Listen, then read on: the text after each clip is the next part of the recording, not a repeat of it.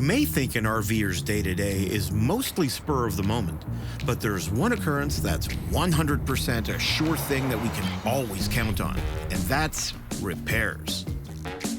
The RV geeks, Peter and John, have made it their mission to personally tackle most of the speed bumps they encounter.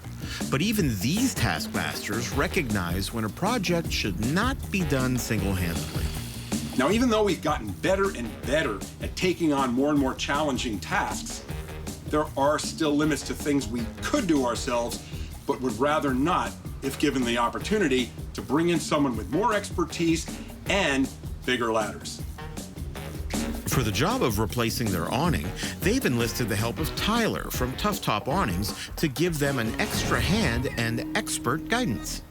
Tyler, we have done a ton of awning and slide topper replacements before. However, we've only done the fabric. This is the first time we've ever done the awning itself with all the hardware and the works. It's different. Right. Well, it's as we go through this whole process, it's not changing the fabric, it's installing a new one. So you're sizing up your hardware, make sure it matches up to your existing points of entry. And we're not pulling a motor, we're not changing material, we're just sliding the whole thing into place and plopping it right down in the legs. So what's different about this one is we're bringing it all in as one piece on the roller, not rolling it all down and taking it apart, right? That's correct. So in this instant, we're going to spend a lot more time prepping the hardware and making sure things go in straight, because we're not adjusting it from the ground up. We're putting it up there, and hopefully, if we do all of our measurements and everything correctly, it's going to be a piece of cake, and you'll see.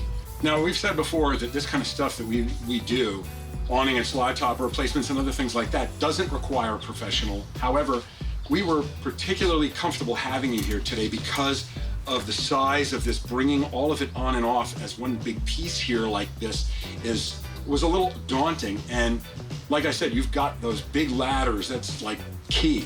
Ladders are important. You want to make sure that there's no falling off a ladder, especially something this heavy. You want to take your time, make sure both people are comfortable, and if at any point during a DIY, if you don't feel comfortable, stop.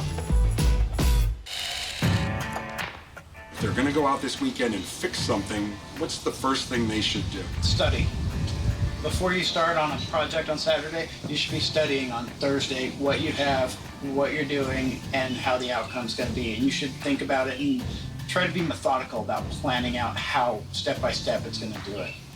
Can I suggest that YouTube videos might be a good way to research? YouTube's a good research, or just calling a professional in that industry that takes calls and is happy to share knowledge. So someone who's a little newer and wants to start doing things themselves, what should they do if they go to start a project and things immediately seem like something's not right? What should they do? Talk to someone else.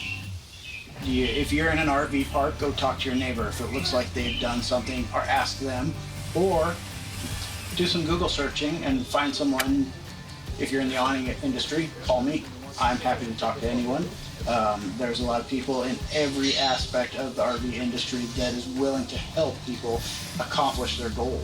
Well, we know that we've had things go both ways with that. So we have had people in RV parks where we've been who we saw were having difficulty managing something, and we've offered to help and helped them.